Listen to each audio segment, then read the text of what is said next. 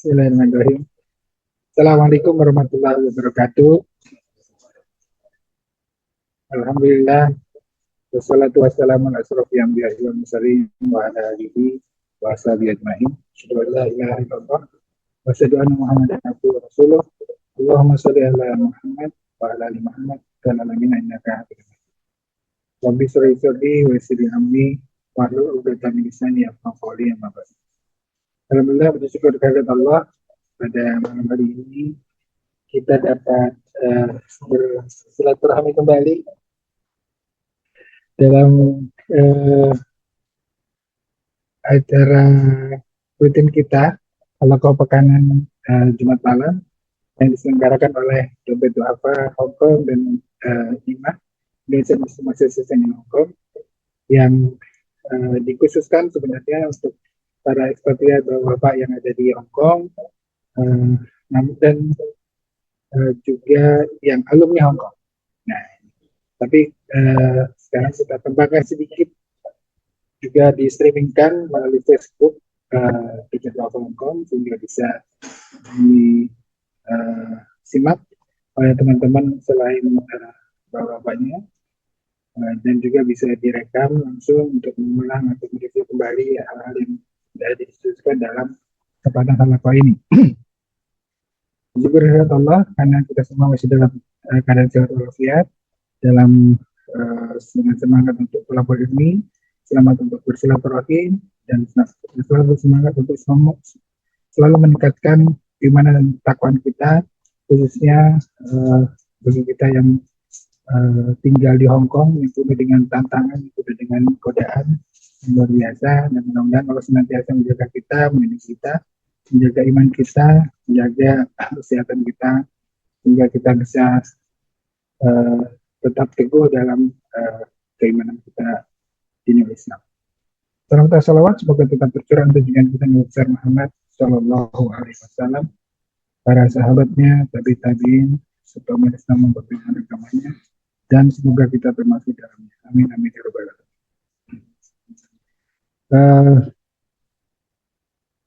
Bapak Ibu sekalian dan juga teman-teman yang hadir pada malam hari ini adalah halaqah spesial yang kita selenggarakan di khusus spesial karena malam hari ini kita kedatangan tamu kita, Pak Haji Fadlan, yang jauh-jauh datang dari Indonesia untuk bersilaturahmi bersama kita, dan beliau nanti akan menyampaikan sebuah materi yang juga khusus bagaimana menjadi muslim sehat dan hebat dengan ruqyah syar'iyyah. Ini sebenarnya adalah sebuah wujudnya dalam bentuk buku. Nah, kita sebenarnya judul ini juga merupakan judul buku yang sudah ditulis oleh beliau, dan insya Allah nanti kita akan bedah buku ini malam hari ini secara singkat, spill aja. Kalau mau detailnya ya tentu bisa dibaca di bukunya nanti. Tapi setidaknya kurang. Oh ya, ya. Jadi ini bedah buku ini nanti kita akan dibimbing oleh langsung penulis bukunya, dan insya Allah nanti mudah-mudahan kita bisa memahami paling nggak secara garis besar dari buku ini, dan nanti untuk detailnya tentu kita bisa menyimak langsung dari dengan membaca buku. Dan hari ini juga sebenarnya kita tidak hanya online, kita juga offline di sini bersama teman-teman yang ada di Hongkong. Kita akan lanjutkan nanti kajian sampai malam, tapi untuk yang online nanti kita coba sesuai dengan jadwalnya saja. Baik, untuk membersihkan waktu, marilah kita sama-sama buka halaqah pada malam hari ini dengan membaca surat Al-Fatihah. Semoga keberkahan surat Al-Fatihah ini bisa memberikan keberkahan bagi kita semua. Ala dina wa ni'mat Al-Fatihah. Bismillahirrahmanirrahim. Alhamdulillahirabbil alamin arrahmanirrahim maliki yaumiddin. Iyyaka na'budu wa iyyaka nasta'in. Ihdinas siratal mustaqim. Siratal ladzina an'amta 'alaihim ghairil maghdubi 'alaihim waladdallin. Baik, selanjutnya Kami persilakan pada saya Fadlan Adnan Hasim LC untuk menyampaikan materinya. Pada Bismillahirrahmanirrahim.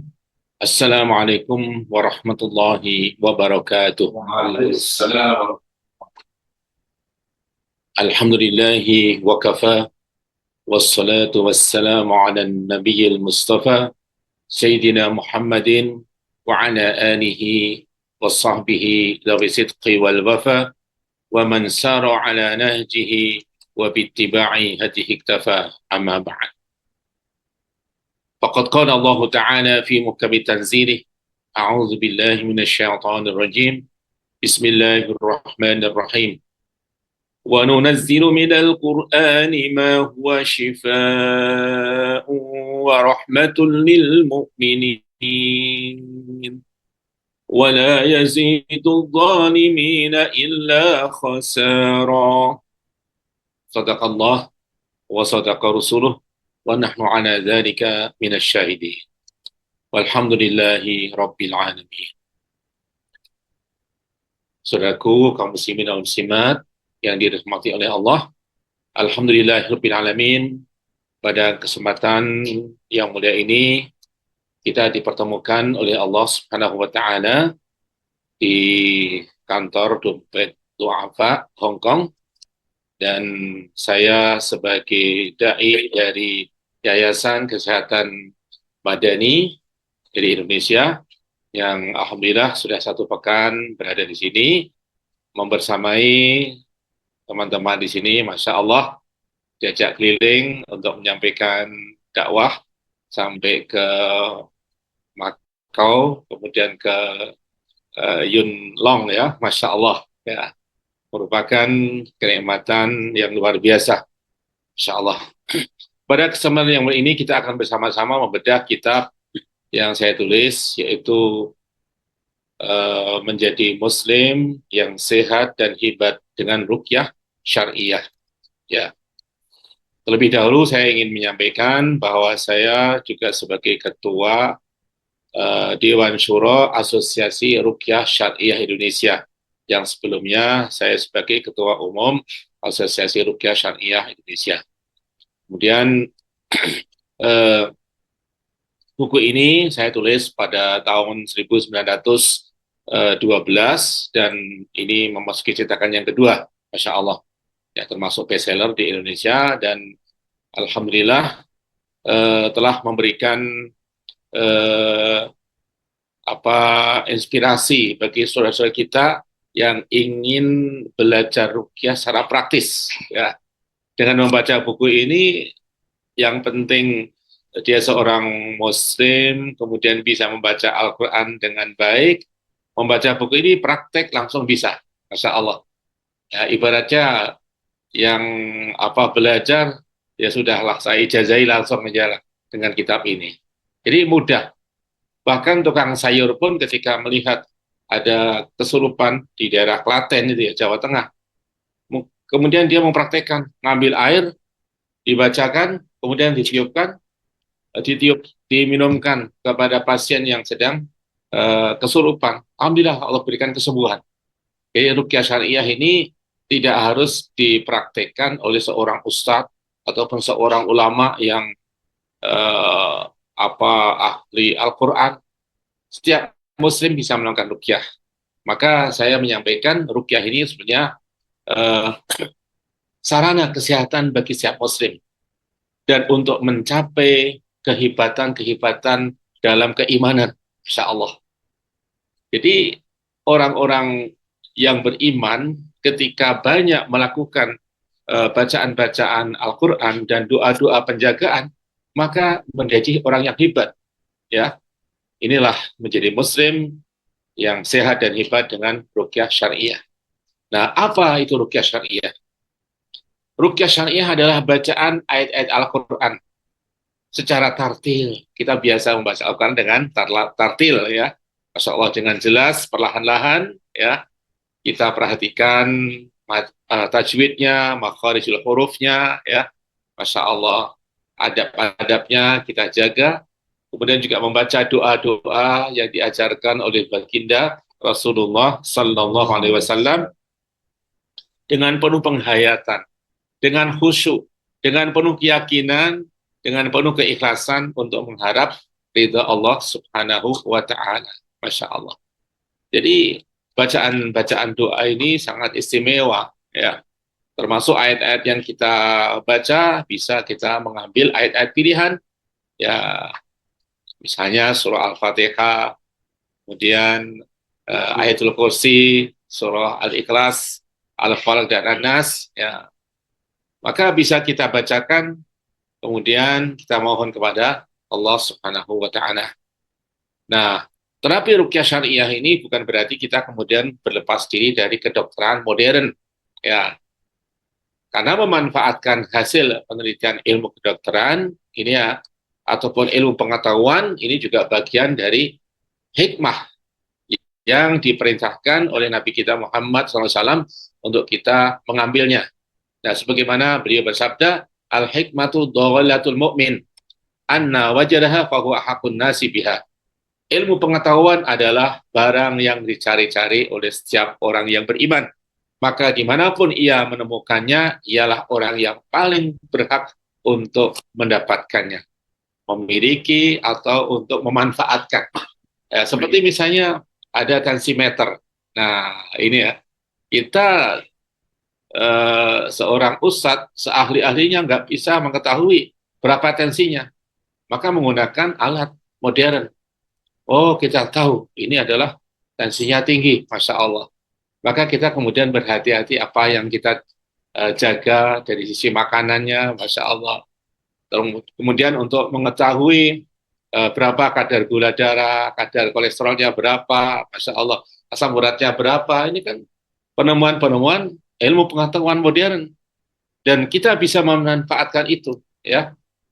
Maka Nabi memerintahkan kita berobat. Ya ibadallah, ya. Tadawa ibadallah. Berobatlah wahai hamba-hamba Allah. Fa inna Allah lam yunzil da'an illa wa anzal ma'hu dawaan. Allah tidaklah menurunkan penyakit kecuali Allah turunkan bersamanya obatnya. Masya Allah. Nah, bagaimana kita berobat? Mesti ada proses, ya, ada diagnosa sakitnya apa. Nah, Masya Allah. Kemudian setelah itu ditentukan apa obatnya. Apakah cukup istirahat? Apakah misalnya minum teh panas misalnya, itu ya. Maka itu bagian dari proses pengobatan, ya. Kalau kita tahu, oh, ini cuma ini kecapean, ya udah istirahat aja sudah selesai, nggak usah minum obat misalnya. Nah, atau misalnya cukup ditotok aja, Masya Allah. Kemarin Ustaz Henry, ya, oh ini kecapean, masuk angin, udah saya totok aja. Alhamdulillah, kemudian Allah berikan kesembuhan, ya. Subuh sholatnya sambil duduk, kemudian eh, kalau berbaring di bawah itu bisa pusing, berat, muter, gitu. Akhirnya ya duduk aja. Begitu zuhur, alhamdulillah sholatnya udah normal, ya, Masya Allah. ini bagian dari proses, ya. Kita tahu, kita diagnosa, oh masalahnya di sini-sini, kemudian kita lakukan, ya, totok punggung, Masya Allah. Nah, kemudian Allah Subhanahu Wa Taala menyampaikan tentang Al-Quranul Karim sebagai syifa. Sebagaimana ayat yang saya bacakan tadi dalam surah Al-Isra ayat 82, dan kami turunkan Al-Quran sesuatu yang menjadi penawar. Di Al-Quran sebagai syifa, penawar, sebagai kesembuhan. Ya, wa rahmatun lil mu'minin, dan rahmat bagi orang-orang yang beriman. Orang yang beriman terobati dari penyakit syirik. Orang yang beriman terobati dari penyakit nifaq. Ya, orang yang beriman terobati dari penyakit syak, ragu-ragu. Ya, ini kan orang-orang yang beriman terobati dari penyakit waham, salah faham. Ya, ini ya. Wa rahmatun lil mu'minin, dan Al-Qur'an sebagai rahmat bagi orang-orang yang beriman. Kasih sayang Allah. Ya, ini. Wala yazidu zalimina illa khasara. Sedangkan Al-Qur'an bagi orang-orang yang zalim hanyalah menambah kerugian, menambah kesengsaraan. Ya, maka agar kita tidak merugi, kita tinggalkan kezaliman. Nah, sebelum rukyah memohon kepada Allah agar Allah mengampuni segala dosa kita. Banyak istighfar, ya, banyak berzikir agar dosa kita dibersihkan oleh Allah Azza wa Jalla. Kemudian sampai sejauh mana jangkauan rukyah syariah ini? Nah, rukyah syariah bukanlah sekedar pengobatan suatu penyakit, akan tetapi rukyah syariah adalah syifa ilahiyah, syifa ilahi, kesembuhan yang datangnya dari Allah Subhanahu wa taala. Masya Allah. Rahmah ilahiyah, kasih sayang Allah Azza wa Jalla. Bahkan juga sebagai sa'adah basyariah, kebahagiaan hidup bagi umat manusia. Dan sekaligus rukyah ini kita berobat, sekaligus ada proses takarruban ilallah, mendekatkan diri kepada Allah. Kenapa? Yang kita baca Al-Quran, yang kita baca doa, doa adalah ibadah. Masya Allah, maka ada membaca Al-Quran, ada pada doa, kita penuhi semuanya. Di antara adalah yakin, Masya Allah, tanpa ragu-ragu kalau doa itu. Jangan doa cuma coba-coba, ya saya coba-coba deh.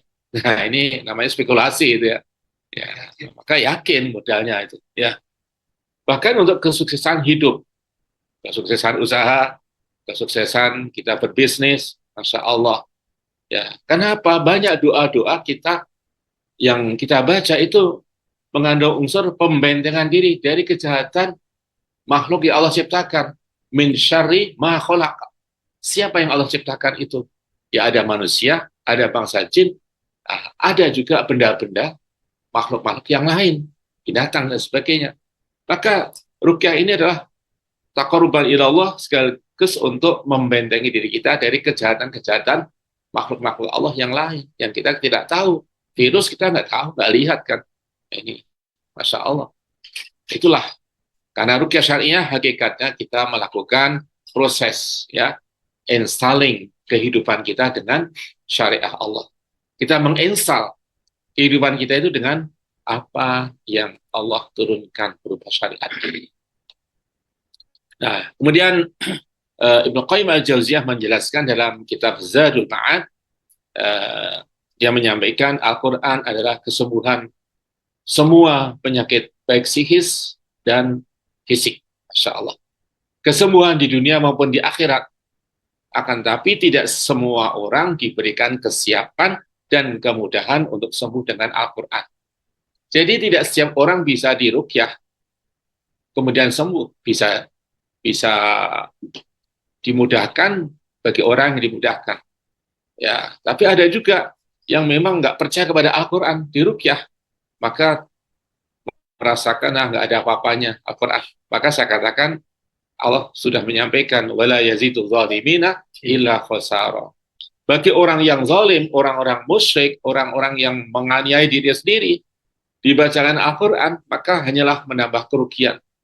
Nah, Abu Jahal apa nggak pernah dengar Al-Quran? Abu Lahab apa nggak pernah dengar Al-Quran? Walid bin Mughirah apa nggak pernah mendengarkan Al-Quran? Ya, mereka sering mendengarkan bacaan Nabi SAW, tetapi menentang, itu ya. Masya Allah. Maka jika orang yang sakit berobat dengan cara yang baik, dengan membaca Al-Quran, dibacakan Al-Quran kepadanya, dengan keyakinan yang sempurna, iman yang kuat, ridho yang paripurna, kepercayaan yang lurus, ya, dan memenuhi syarat-syarat yang lainnya, niscaya penyakit tidak akan sanggup menghadapi kalamullah, Al-Quranul Karim, ya, yang kita bacakan. Kalamullah, pemilik langit dan bumi. Al-Quran apabila dibacakan, ya, diturunkan kepada gunung, maka akan hancur. Apabila diturunkan kepada bumi, maka bumi pun juga akan hancur, terbelah. Ya. Bahkan apabila Al-Quran oleh Allah diturunkan kepada orang-orang yang mati, maka mereka pun akan berbicara. Masya Allah. Maka Allah sampaikan, walau anna Qur'anan suyirat bihil jibalu aw quti'at bil ardu aw kullima bihil mauta bal lillahil amru jami'ah. Ya, seandainya bacaan Quranul Karim, ya, untuk menggerakkan, ya, gunung-gunung, atau untuk membelah bumi, atau untuk mengajak bicara orang-orang sudah mati, kalau Allah turunkan kepada mereka, mereka semuanya akan sami'na wa ata'na, tunduk tunduk dan patuh, ya, Masya Allah. Karena adalah kalamullah, ucapan yang maha pencipta, ya. Maka tiada satupun penyakit, baik psikis maupun fisik, kecuali Al-Quran telah menunjukkan cara pengobatan dan sebab-sebab kesembuhannya. Masya Allah. Nah, penyakit apa saja Pak Ustadz yang bisa diobati? Semua penyakit bisa diruqyah. Dan banyak kasus-kasus sampai orang yang sakit kanker, ya, kanker stadium 4, kanker payudara, kanker darah, Masya Allah. Ini ya, leukemia. Saya tahun 2007, itu ada pasien menyampaikan, Pak Ustadz, saya kena kanker darah. Wah, hasil cek lab dan di sebuah rumah sakit besar di Yogyakarta, rumah sakit pusat, ya. Kemudian saya ruqyah selama 1 pekan berturut-turut. Maka dia merasakan nyaman, Insya Allah. Dan setiap kali saya ruqyah memang terjadi reaksi, sempat muntah-muntah dan sebagainya. Kemudian enteng. 1 pekan berikutnya dia cek lab lagi, kemudian hasilnya serahkan ke dokter. Kaget dokternya, loh, ibu udah sembuh ini. Wah, berarti obatnya cocok sekali. Insya Allah. Padahal dia dikasih resep, nggak ditebus obatnya. Itu ya. Karena obatnya harganya ya jutaan itu. Nah ini, untuk dalam waktu berapa bulan itu. Tapi ternyata 1 minggu udah Allah berikan kesembuhan. Apakah dia minum obat yang lain? Enggak minum obat yang lain. Masya Allah. Dan banyak orang yang sakit kanker paru-paru, begitu diruqyah, wah, reaksi muntah-muntah, kemudian langsung Allah berikan kesembuhan seketika. Banyak yang seperti itu. Ya. Maka yang paling penting bagaimana kita memperbaiki keimanan kita, memperbaharui keimanan kita dengan kalimat la ilaha illallah. Jadidu imanakum. La ilaha illallah. Perbaharui imanmu dengan la ilaha illallah. Kalau imannya baru, imannya segar, kuat, maka Al-Quran Karim ditransfer kepada dia cepat berinteraksi, ya, Masya Allah. Penyakitnya cepat nyingkir, gitu ya, Masya Allah. Nah, orang yang tidak yakin sembuh dengan Al-Quran tidak akan Allah sembuhkan, ya. Orang yang tidak mencukupkan diri dengan Al-Quran, maka dia tidak akan pernah dicukupkan oleh Allah Azza wa Jalla, ya. Maka Ibnu Qayyim Al-Jauziyah dan banyak para ulama menyampaikan Al-Fatihah saja itu dibacakan, itu banyak yang sembuh. Abu Sa'id Al-Khudri meruqyah dengan Al-Fatihah saja, nggak ada yang lain. Al-Fatihah saja. Kepada pimpinan kaum yang dipatok ular, sampai kelojotan, bacakan, ditiupkan, bacakan, tiupkan, bacakan, semburkan ke bagian yang terluka itu. Sampai akhirnya tenang, kemudian Allah berikan kesembuhan. Insya Allah. Sampai diberi hadiah, berapa? 30 ekor kambing. Insya Allah. Lapor kepada Nabi, maka Nabi tersenyum. Tuh, siapa yang ngasih tahu kamu bahwa Al-Fatihah adalah ruqyah? Sambil tersenyum, Masya Allah. Nah, inilah kedahsyatan Al-Quran Karim yang dibacakan oleh seorang sahabat, Masya Allah. Nabi pun pernah sakit, ya. Kemudian Allah mengirim utusan dari langit, yaitu malaikat Jibril. Maka Jibril menyampaikan, ya Muhammad, istakait, engkau sakit. Faqala, na'am, ya. Maka Jibril kemudian membacakan Bismillahirrahmanirrahim min kulli da'in yudhika wa min syarri hasidin idza hasada wa min syarri kulli dhi'ain Allah yashfi. Langsung malaikat Jibril meruqyah junjungan kita Nabi Muhammad sallallahu alaihi wasallam. Utusan Allah diruqyah oleh utusan Allah.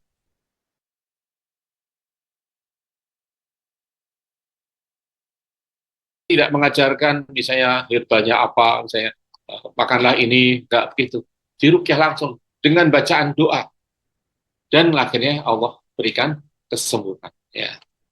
Nah, sebagaimana juga ibunda kita Aisyah radhiyallahu anha itu meruqyah kekasih Allah Rasulullah sallallahu alaihi wasallam. Kekasih Allah diruqyah oleh kekasihnya, ya. Masya Allah. Maka beliau mengatakan kuntu arqi Rasulullah sallallahu alaihi wasallam fa yadi ala sadrihi. Aku pernah meruqyah Nabi SAW, maka aku letakkan tanganku pada dadanya. Masya Allah. Ala sadrihi, pada dadanya. Ini. Jadi kalau ala dalam bahasa Arab, itu bisa berarti di atas. Tetapi bisa juga berarti yang menempel. Nah, kalau misalnya ala jidar, itu bukan di atas dinding, di atasnya, tapi nempel di dinding. Ya, misalnya, as-sa'atu ala jidar, jam itu menempel di dinding. Pakai bahasa ala. Karena ada orang yang memahami ala sotrihi kemudian di atas dadanya, di sedekapnya gini. Akan di atas dada Pak Ustaz. Ini hadisnya ala. Nggak begitu. Perlu belajar bahasa Arab juga. Ala itu bisa menempel. Ya, pada dada Rasulullah SAW. Aku berkata, imshil ba'sar banas. Hapuskanlah penyakit ini. Wahai pemilik umat manusia. Rabbanas, Tuhannya umat manusia. Biadika syifa, di tanganmu lah segala kesembuhan. La kasyifa lahu illa ant. Tidak yang bisa menyingkirkan penyakit ini kecuali Engkau, ya Allah. Masya Allah. Kemudian kita pun juga boleh minta untuk diruqyah. Nah, ini ya, Masya Allah. Boleh kita minta untuk diruqyah. Ini ya, Masya Allah.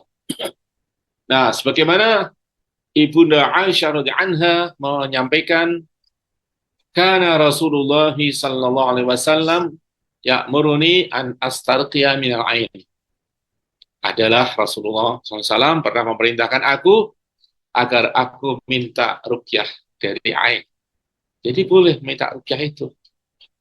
Pak Ustadz, ada yang mengatakan, ada hadisnya, kalau minta ruqyah berarti jatah masuk surga tanpa hisab, tanpa azab dihapus.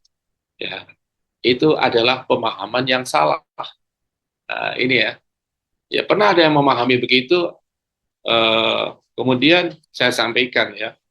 Saya pernah mendengarkan langsung sebuah kuliah yaitu di Madinah dari rektor Universitas Islam Madinah, yaitu Syekh Salah Abud, Insya Allah.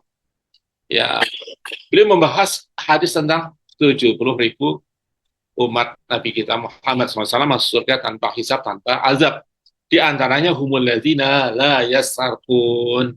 Mereka itulah orang-orang yang tidak minta ruqyah. Maksudnya apa? Nah, la yasarkun artinya adalah la ya'tamiduna ala ruqyati ghairihim. Mereka tidak bergantung kepada peruqyah. Nah, jadi nggak manja kepada peruqyah. Sakit dikit paksa ruqyah dong.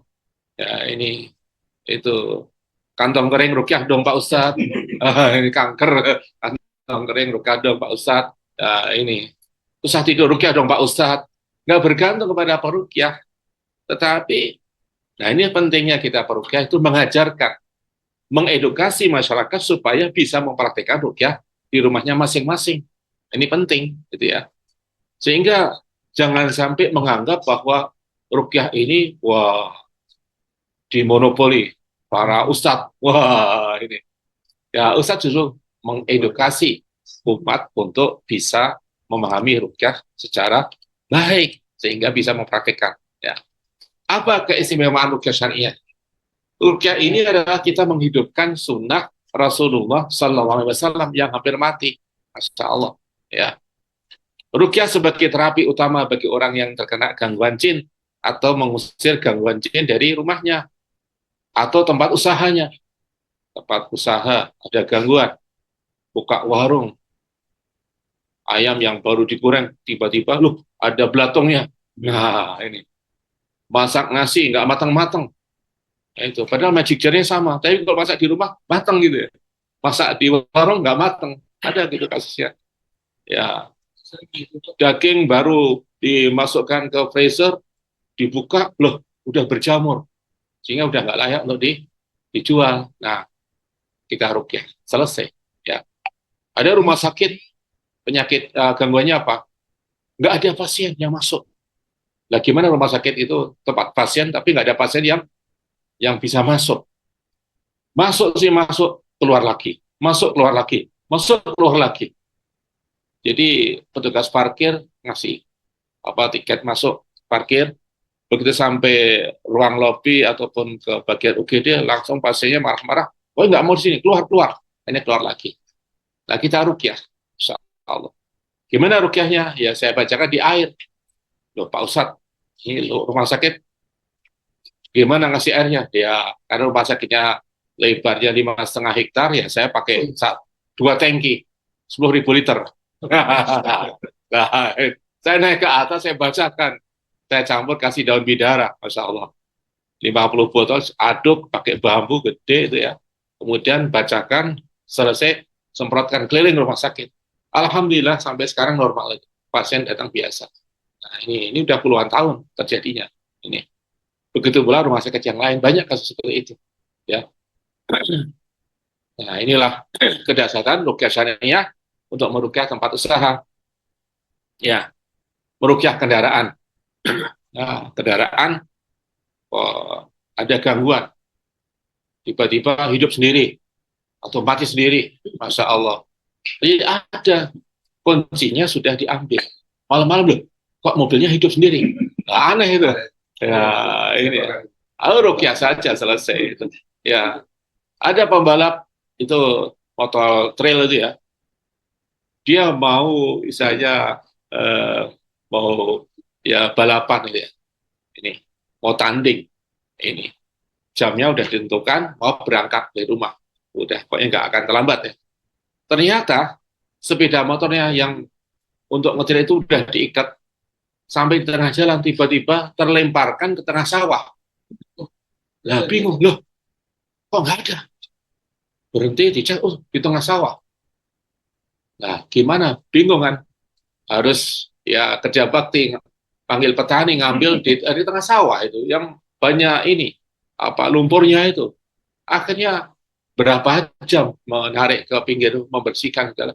Akhirnya dia didis karena datangnya terlambat. Nah, juaranya orang lain. Nah, sampai seperti itu. Akhirnya ya udah, bawa ke tempat saya rukyah. Wah, saya bacakan, disirami pakai air rukyah, ya. Begitu selesai, saya bilang, Pak, boleh saya coba trailnya? Oh, boleh Pak Ustadz. Saya pakai untuk keliling kota gede aja. Wah, enak juga ya naik trail ya, ternyata ya. Baru pertama kali, enak juga, Masya Allah. Ya. Telinga orang. Kenapa? Menzalimi telinga orang. Nah, ya, tapi tidak ini, trailnya tidak terlalu keras itu. Ya, suaranya ya, Masya Allah. Ya, jadi rukyah adalah juga ibadah. Nah, ini ya, yang besar sekali pahalanya, karena yang kita baca Al-Quran. Setiap huruf pahalanya berapa? 10 kali lipat pahalanya, Masya Allah, kebaikannya. Dan tinggi keutamaannya, tinggi derajatnya di sisi Allah Azza wa Jalla. Maka ia lebih cepat terkabulkan, meskipun tidak harus seketika. Nah, ini sesuai dengan kesiapan yang diterapi dan kesiapan yang melakukan terapi. Ya. Rukyah dan doa adalah sebagai bukti pengaduan seorang hamba yang lemah ini kepada Allah Subhanahu wa Ta'ala, yang maha kuat, yang maha perkasa, dan inilah hakikat ubudiyah kita kepada Allah Azza wa Jalla. Rukyah bagi orang yang terbebas dari gangguan jin atau terbebas dari serangan sihir, maka menjadi penguat benteng keimanan dan sekaligus refreshing rohani. Maka Nabi mengajarkan kita selalu membaca rukyah setiap habis sholat, membaca Ayatul Kursi, Al-Ikhlas, Al-Falaq, dan An-Nas setiap habis sholat ya waktu. Rukyah mandiri, dan sekaligus pembentengan diri, sekaligus juga ada proses refreshing rohani kita. Rohani kita jadi segar, iman kita juga segar. Ini ya, iman itu kalau segar, maka akan merasakan ringan untuk menjalankan perintah-perintah Allah yang lain. Gitu ya, Masya Allah. Ini rukyah bermanfaat bagi orang yang sakit secara medis, ya, termasuk ada tekanan kejiwaan, penyakit mental. Nah, ini pembentengan, terapi pembentengan diri, terapi gangguan jin, dan terapi serangan sihir, atau menghancurkan ilmu sihir yang pernah dipelajari. Dukun-dukun yang bertaubat itu banyak. Itu. Ada dukun lihat acara rukyah di televisi, reaksi dukunnya. Wah, itu. Kemudian bingung keluarganya, akhirnya dipanggil lah salah seorang ustadz gitu ya, di daerah sana, Bawen itu ya, Masya Allah. Kemudian dirukyah. Akhirnya dukunnya bertobat. Ya. Ada juga seorang dukun mendengarkan bacaan rukyah lewat kaset saya, itu ya. Akhirnya dia bereaksi, wah, Allah berikan hidayah dan keyakinan. Ini yang saya dengar adalah Al-Quran. Berarti yang di dalam saya ini adalah kebatilan, jin-jin kafir itu. Nah, dia adalah dukun tukang isi ilmu kebal. Iya, nah, itu. Akhirnya, Masya Allah, datanglah ke Jogja sampai 4 kali saya rukyah dalam waktu yang cukup lama. Nah, ini ya. Setiap kali rukyah kan saya mandikan. Saya sirami air biasa aja. Saya sirami begitu, terjatuh pula. Gitu. Begitu saya tanya, Pak, gimana tadi saat saya sirami air? Peluh, Pak Ustadz, kayak ketabrak mobil, kayak kue. Wah, ini ngapak-ngapaknya jelas banget itu. Ya, itu ya. Nah, panjangnya orang ngapak, ya orang penak. Ya, itu. Ya, itulah. Masya Allah. Kemudian rukyah syariah ini juga sebagai sarana dakwah yang sangat efektif di kalangan umat Islam yang masih awam, Masya Allah, maupun di kalangan intelektual untuk menyadarkan mereka dari bahaya perdukunan untuk kembali kepada syariat Allah Subhanahu wa Ta'ala. Loh, banyak loh kalangan intelektual percaya sama dukun, percaya penggandaan uang, percaya dukun itu. Nih. Maka solusinya kita terangkan tentang rukyah syariah. Itu ya. Kita jelaskan perbedaan antara waliullah dengan waliul syaitan. Baru, oh gitu ya. Nah, ini gitu ya. Oh gitu ya. Berarti selama ini saya tertipu. Nah, benar itu. Ya, itu. Ya, masa intelektual percaya penggandaan uang. Ya. Nah, ini. Insya Allah. Nah, mungkin kita bertanya-tanya.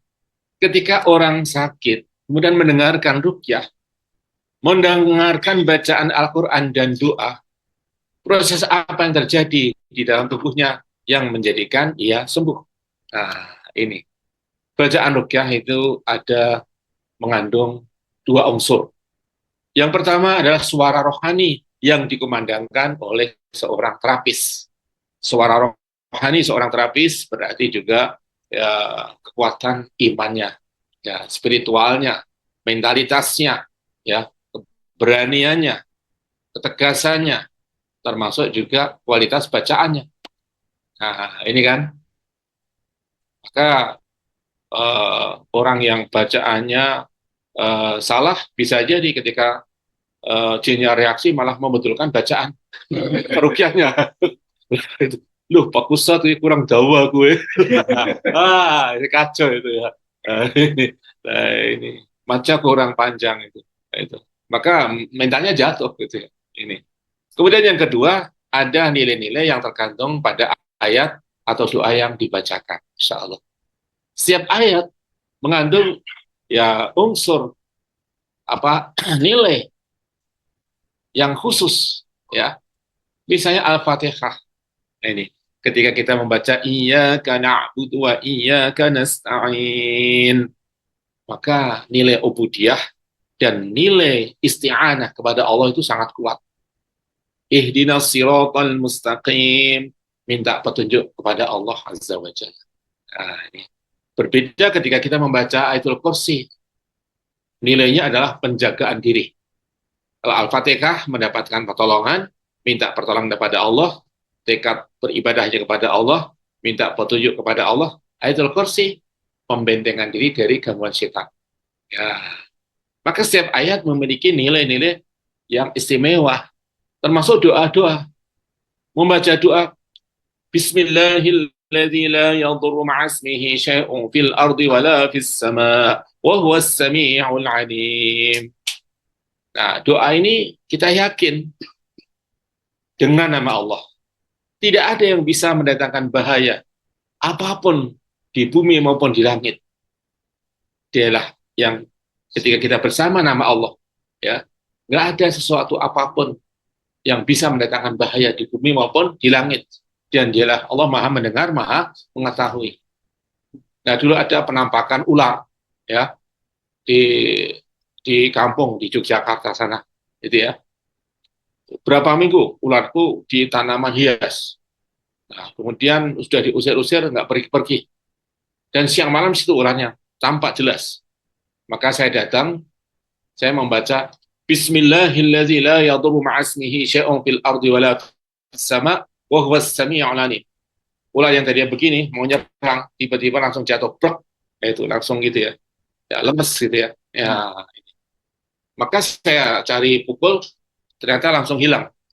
Saya obrak-abrik tempat ini apa tanaman hiasnya udah nggak ada. Nah itulah setan dari golongan jin yang sudah ya, kembali ke alamnya sana itu ketika kita membaca Bismillahirrahmanirrahim la yadurru ma'asmihi syai'un fil ardi wala fis sama' wa huwas sami'ul alim. Ya. Nah, ada juga apa eh, anak kecil eh, melihat hantu gitu. Dia nggak baca doanya bingung gitu ya. Udah baca doa aja. Allahumma barik lana fi ma razaqtana wa qina azabannar. Wah, harusnya langsung kabur itu ya. Takut dimakan ini. Wah, ini anak berani banget ini. Ini tapi ini anekdot ya.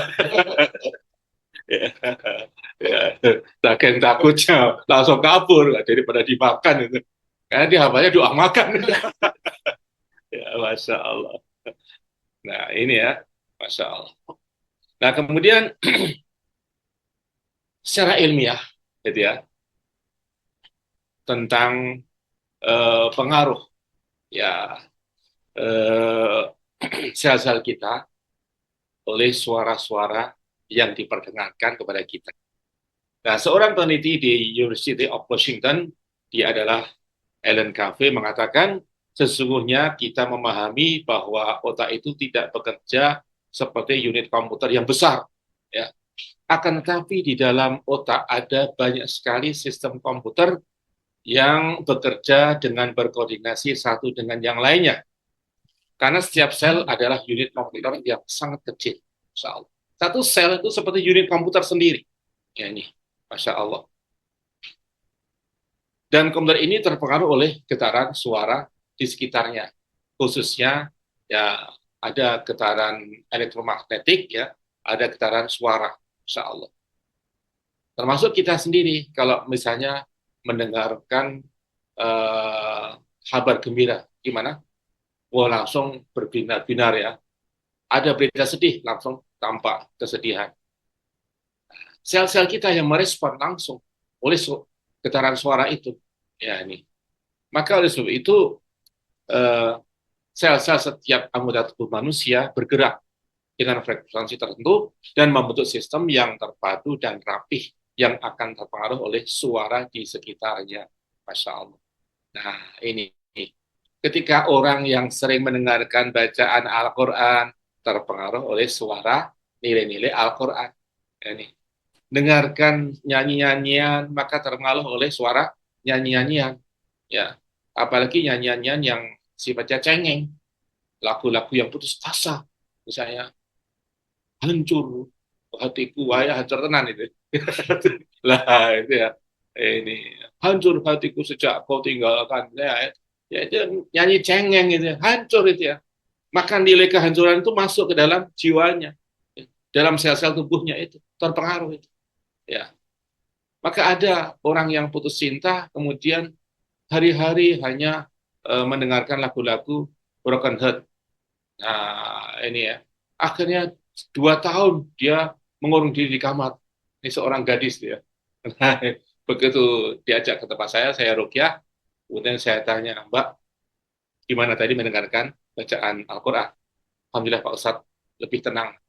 Tenang ya, Masya Allah. Mbak baru setengah jam mendengarkan Al-Quran. Udah tenang ya. Ya, apalagi sering Mbak membaca sendiri, lebih tenang lagi. Oh gitu ya Pak Ustadz. Ya. Saya lihat keluarganya menyampaikan mengurung diri di kamar selama 2 tahun. Kenapa Mbak mengurung diri di kamar selama 2 tahun? Iya Pak Ustadz, karena saya sedih. Kenapa sedih? Ya, dikhianati oleh pacar saya. Nah, sudah berapa lama pacaran? 4 tahun Pak Ustadz. Terus tiba-tiba pacar saya menikah dengan orang lain. Oh gitu, jadi Mbak merasa dikhianati. Iya, baik saya tanya Mbak. Ketika Allah Subhanahu wa Ta'ala menjauhkan seorang pengkhianat dari kehidupan Mbak, sebelum jadi suami, Mbak bersedih atau bersyukur? Oh iya, bersyukur Pak Ustadz. Kenapa selama ini bersedih? Oh iya, iya. Kenapa saya bersedih ya? Sudah Allah jauhkan seorang pengkhianat, ngapain saya ini sedih gitu ya? Nah, inilah. Maka rukyah ini juga membangun kesadaran keimanan, membangun motivasi keimanan, ya, mengubah mindset yang selama ini mindsetnya berdasarkan pertimbangan perasaan, pertimbangan pikiran, gunakan pertimbangan keimanan, Masya Allah. Nah, ini penting. Ketika kita mengubah mindset, maka kita akan mengubah sikap dan perilaku kita, mengubah kehidupan kita. Maka orang berat ada yang mengatakan change your mind, change your life. Ya, ya begitulah. Kita mengubah keyakinan kita, maka kehidupan kita akan berubah. Nah, ini. Demikian pula setiap penyakit yang menimpa salah satu anggota tubuh menimbulkan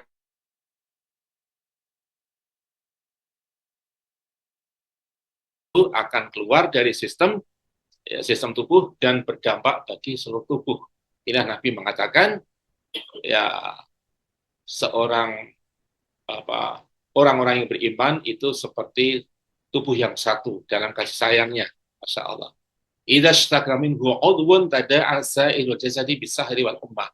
Ketika ada satu anggota tubuh yang sakit, seluruh anggota tubuh itu akan merasakan sakit, ya, sampai begadang, sampai demam, ya, Masya Allah. Maka inilah kita memahami sel-sel itu eh, terpengaruh, ya, sehingga mengalami sakit karena terjadi, ya, pergerakan ataupun sistem yang keluar dari eh, keluar dari sistem tubuh, maka berdampak bagi seluruh tubuh dan merasakan sakit itu. Maka terapinya mengembalikan lagi, ya, insya Allah. Nah, dengan dibacakan ayat-ayat Al-Quran, maka sel-sel yang sakit itu akan sembuh. Sel-sel yang tidur, yang dorman, itu akan bangkit semangat. Masya Allah. Nah, inilah luar biasa kedahsyatan bacaan Al-Quran. Maka para ahli menegaskan bahwa sel adalah satu kemukjizatan alam. Nah, ini orang-orang ateis kan. Orang-orang ilmuwan barat mengatakan kemukjizatan alam. Nah, ini.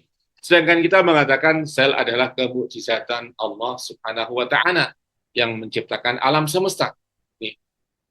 Nah, sebagaimana sel-sel itu perlu adanya perawatan, ya, maka juga seperti komputer kita juga perlu di maintenance, ya.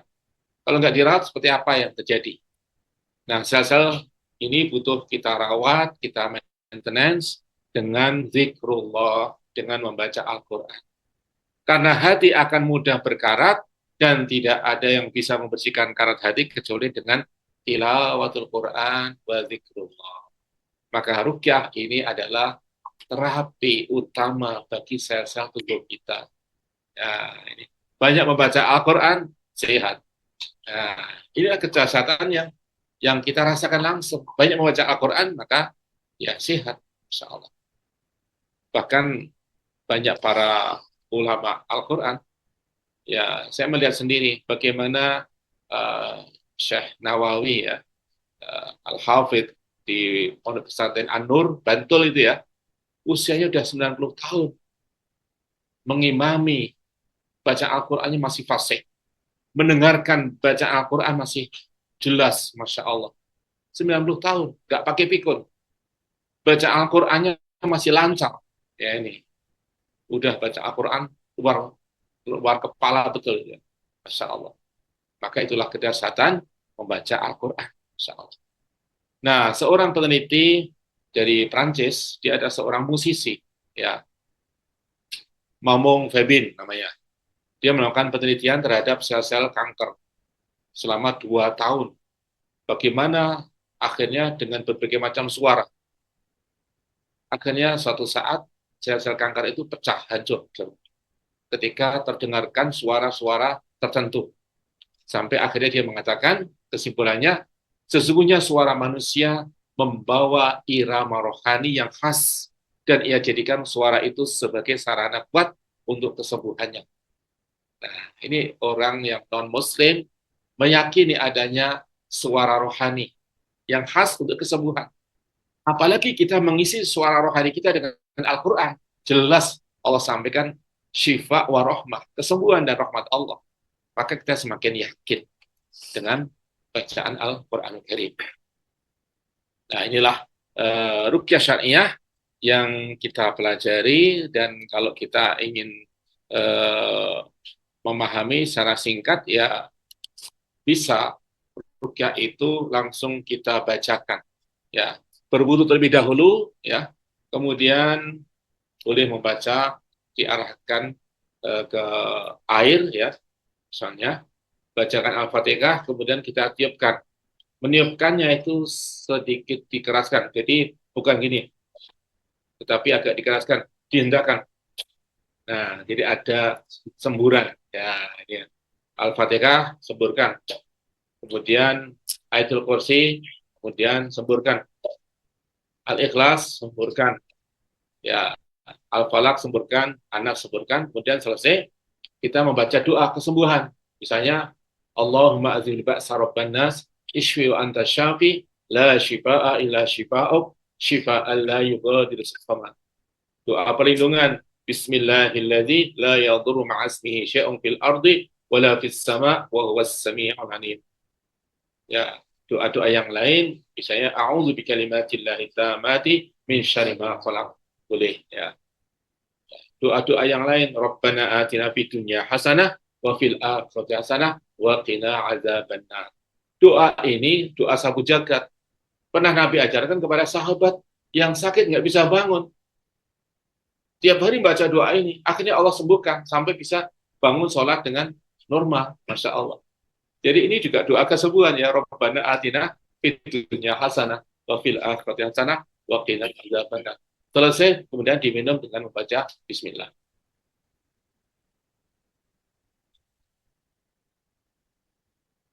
Minumnya itu 3 kali. Ini yang pertama, ya. Kedua,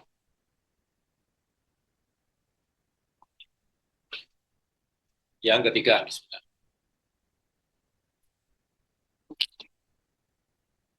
Ya, udah demikian seger, ya, Masya Allah. Ya. Nah, inilah yang kita pelajari pada kesempatan malam hari ini. Silakan kalau ada pertanyaan. Pakai madul, pakai Ya, madul, pakai boleh.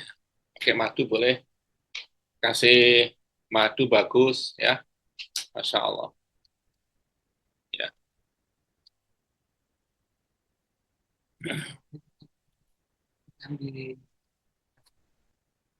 Ya. Selain itu, Baik. oh, Ya. Baik, kita cukupkan sekian, ya. Dari saya sekian. Aku lupa lihada. Assalamualaikum warahmatullahi wabarakatuh. Waalaikumsalam warahmatullahi wabarakatuh. Alhamdulillah, insyaallah terbuka wawasan kita mengenai ruqyah syariah ini, dan semuanya berbasis pada Al-Quran.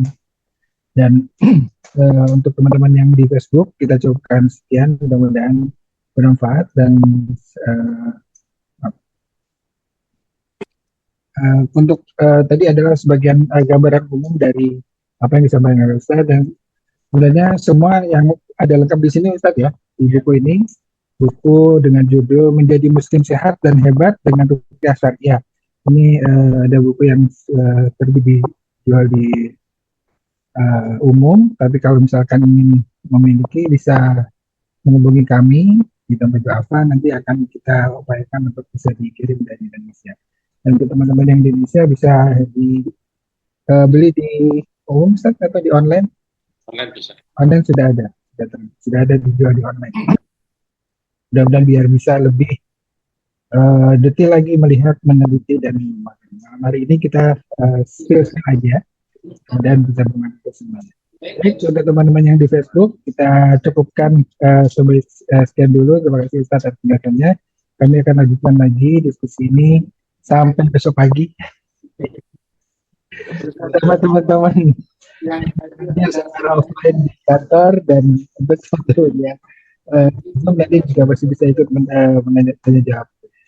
Terima kasih. Saya kurang lebihnya mohon maaf. Bila saya boleh deh. Wassalamualaikum warahmatullahi wabarakatuh. Waalaikumsalam.